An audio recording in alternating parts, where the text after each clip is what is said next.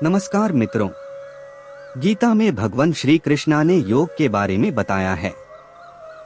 भगवान श्री कृष्णा ने गीता के अध्याय 7 में ज्ञान योग के बारे में बताया है। आज हम इस विषय के बारे में बात करेंगे। यह अध्याय भगवान की शक्तियों के भौतिक और आध्यात्मिक आयामों के वर्णन के साथ आरंभ होता है। श्री कृष्ण व्यक्त करते हैं कि ये सब उन्हीं से प्रकट होते हैं और धागे में गुंथे मोतियों की भांति उनमें स्थित रहते हैं। वे समूची सृष्टि के स्रोत हैं और ये सब उन्हीं में पुनः विलीन हो जाते हैं। उनकी प्राकृत शक्ति माया पर विजय प्राप्त करना अत्यंत दुष्कर है, लेकिन वे जो भगवान के शरणागत हो जाते हैं वे उनकी कृपा प्राप्त करते हैं और इस पर सरलता से विजय पा लेते हैं। आगे श्री कृष्ण उनके शरणागत न होने वाले 4 प्रकार के लोगों और उनकी भक्ति में तल्लीन रहने वाले 4 प्रकार के लोगों का वर्णन करते हैं। वे अपने भक्तों में उन्हें अत्यंत प्रिय मानते हैं, जो अपने मन और बुद्धि को उनमें विलय कर ज्ञान में स्थित होकर उनकी आराधना करते हैं। कुछ लोग जिनकी बुद्धि सांसारिक कामनाओं द्वारा हर ली जाती हैं, वे स्वर्ग के देवताओं की शरण में जाते हैं, किंतु ये स्वर्ग के देवता केवल अस्थायी भौतिक सुख प्रदान कर सकते हैं और इन क्षणभंगुर सुखों को भी वे भगवान से शक्तियां प्राप्त होने पर ही प्रदान कर सकते हैं। इस प्रकार से भक्ति का उपयुक्त लक्ष्य स्वयं भगवान है। श्री कृष्ण पुष्टि करते हैं कि वे परम सत्य और अंतिम गंतव्य या सिद्धि हैं और सर्वज्ञ, सर्वव्यापक और सर्वशक्तिमान जैसे शाश्वत दिव्य गुणों से संपन्न हैं। क्योंकि उनका वास्तविक स्वरूप उनकी दिव्य योग माया शक्ति के आवरण द्वारा आच्छादित रहता है और इसलिए उनके अविनाशी दिव्य स्वरूप को सब नहीं जान सकते। यदि हम उनकी शरण ग्रहण करते हैं तब वे हमें उन्हें जानने का अपना दिव्य ज्ञान प्रदान करते हैं और उनको जानकर हम भी आत्मज्ञान और कार्मिक गतिविधियों के क्षेत्र का ज्ञान प्राप्त कर लेते हैं। परम प्रभु ने कहा है, अर्जुन, अब यह सुनो कि भक्ति योग के अभ्यास द्वारा और मेरी शरण ग्रहण कर मन को केवल मुझ में अनुरक्त कर और संदेह मुक्त होकर तुम मुझे कैसे पूर्णतया जान सकते हो। अब मैं तुम्हारे समक्ष इस ज्ञान और विज्ञान को पूर्णतः प्रकट करूंगा, जिसको जान लेने पर इस संसार में तुम्हारे जानने के लिए और कुछ शेष नहीं रहेगा। हजारों में से कोई एक मनुष्य सिद्धि के लिए प्रयत्न करता है और सिद्धि प्राप्त करने वालों में से कोई एक बिरला ही वास्तव में मुझे जान पाता है। पृथ्वी, जल, अग्नि, वायु, आकाश, मन, बुद्धि और अहंकार ये सब मेरी प्राकृत शक्ति के 8 तत्व हैं। ये मेरी अपरा शक्तियां हैं, किंतु हे महाबाहु अर्जुन, इनसे अतिरिक्त मेरी पराशक्ति है। यह जीव शक्ति है जिसमें देहधारी आत्माएं जीवन रूप सम्मिलित हैं, जो इस संसार के जीवन का आधार हैं। यह जान लो कि सभी प्राणी मेरी इन 2 शक्तियों द्वारा उत्पन्न होते हैं। मैं संपूर्ण सृष्टि का मूल कारण हूँ और ये पुनः मुझ में विलीन हो जाती हैं। हे अर्जुन, मुझसे श्रेष्ठ कोई नहीं है। सब कुछ मुझ पर उसी प्रकार से आश्रित है जिस प्रकार से धागे में गुंथे मोती। हे कुंती पुत्र, मैं ही जल का स्वाद हूँ, सूर्य और चंद्रमा का प्रकाश हूँ, मैं वैदिक मंत्रों में पवित्र अक्षर ओम हूँ, मैं ही अंतरिक्ष की ध्वनि और मनुष्य में सामर्थ्य हूँ, मैं पृथ्वी की शुद्ध सुगंध और अग्नि में दमक हूँ, मैं सभी प्राणियों में जीवन शक्ति हूँ और तपस्वियों का तप हूँ।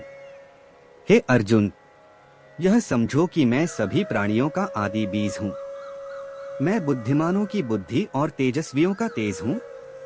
हे भरत श्रेष्ठ, मैं बलवान पुरुषों का काम और आसक्ति रहित बल हूँ। मैं वो काम हूँ जो धर्म या धर्म ग्रंथों की आज्ञाओं के विरुद्ध नहीं है। 3 प्रकार के प्राकृतिक गुण सतोगुण, रजोगुण और तमोगुण मेरी शक्ति से ही प्रकट होते हैं। ये सब मुझ में हैं, लेकिन मैं इनसे परे हूँ। माया के 3 गुणों से मोहित इस संसार के लोग मेरे नित्य और अविनाशी स्वरूप को जान पाने में असमर्थ होते हैं। प्रकृति के 3 गुणों से युक्त मेरी दैवीय शक्ति माया से पार पाना अत्यंत कठिन है, किंतु जो मेरे शरणागत हो जाते हैं वे इसे सरलता से पार कर जाते हैं। 4 प्रकार के लोग मेरी शरण ग्रहण नहीं करते, वे जो ज्ञान से वंचित हैं, वे जो अपनी निकृष्ट प्रवृत्ति के कारण मुझे जानने में समर्थ होकर भी आलस्य के अधीन होकर मुझे जानने का प्रयास नहीं करते, जिनकी बुद्धि भ्रमित है और जो आसुरी प्रवृत्ति के हैं। हे भरत श्रेष्ठ, 4 प्रकार के पवित्र लोग मेरी भक्ति में लीन रहते हैं। आर्त अर्थात पीड़ित, ज्ञान की जिज्ञासा रखने वाले जिज्ञासु, संसार के स्वामित्व की अभिलाषा रखने वाले अर्थार्थी और जो परम ज्ञान में स्थित ज्ञानी हैं।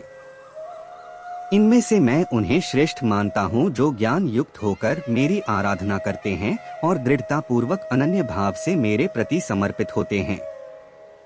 मैं उन्हें बहुत प्रिय हूँ और वे मुझे अत्यंत प्रिय हैं।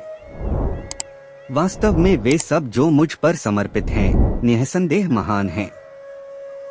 लेकिन जो ज्ञानी हैं और स्थिर मन वाले हैं और जिन्होंने अपनी बुद्धि मुझ में विलय कर दी है और जो केवल मुझे ही परम लक्ष्य के रूप में देखते हैं, उन्हें मैं अपने समान ही मानता हूँ।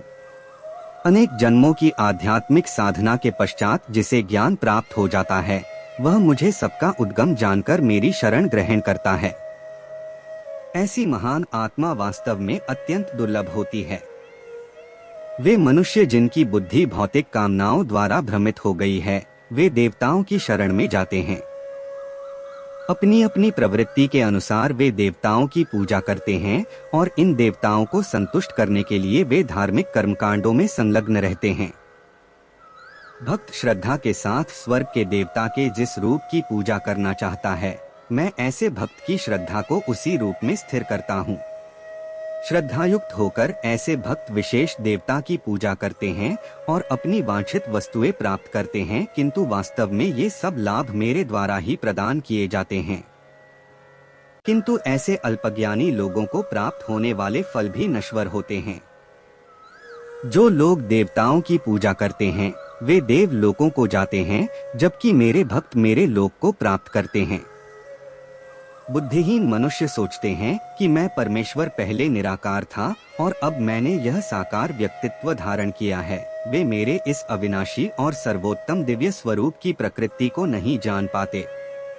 मैं सभी के लिए प्रकट नहीं हूँ, क्योंकि सब मेरी अंतरंग शक्ति योग माया द्वारा आच्छादित रहते हैं। इसलिए मूर्ख और अज्ञानी लोग यह नहीं जानते कि मैं अजन्मा और अविनाशी हूँ।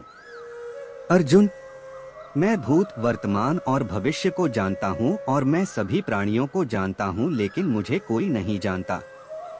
भगवान सर्वज्ञ हैं। हे भरतवंशी, इच्छा तथा घृणा के द्वंद्व मोह से उत्पन्न होते हैं। हे शत्रु विजेता, भौतिक जगत में समस्त जीव जन्म से इन्हीं से मोहग्रस्त होते हैं। लेकिन पुण्य कर्मों में संलग्न रहने से जिन व्यक्तियों के पाप नष्ट हो जाते हैं, वे मोह के द्वंद्वों से मुक्त हो जाते हैं। ऐसे लोग दृढ़ संकल्प के साथ मेरी पूजा करते हैं। जो मेरी शरण ग्रहण करते हैं, वे बुढ़ापे और मृत्यु से छुटकारा पाने की चेष्टा करते हैं। वे ब्रह्मा, अपनी आत्मा और समस्त कार्मिक गतिविधियों के क्षेत्र को जान जाते हैं। वे जो मुझे अधिभूत प्रकृति के तत्व के सिद्धांत और अधिदेव देवतागण तथा अधियज्ञ यज्ञों के नियामक के रूप में जानते हैं, ऐसी प्रबुद्ध आत्माएं सदैव यहाँ तक कि अपनी मृत्यु के समय भी मेरी पूर्ण चेतना में लीन रहती हैं। अगर वीडियो अच्छा लगा हो तो लाइक करें, शेयर करें और चैनल को सब्सक्राइब करें और हमें कमेंट करके बताएं कि अगला वीडियो किस टॉपिक पर बनाएं। धन्यवाद।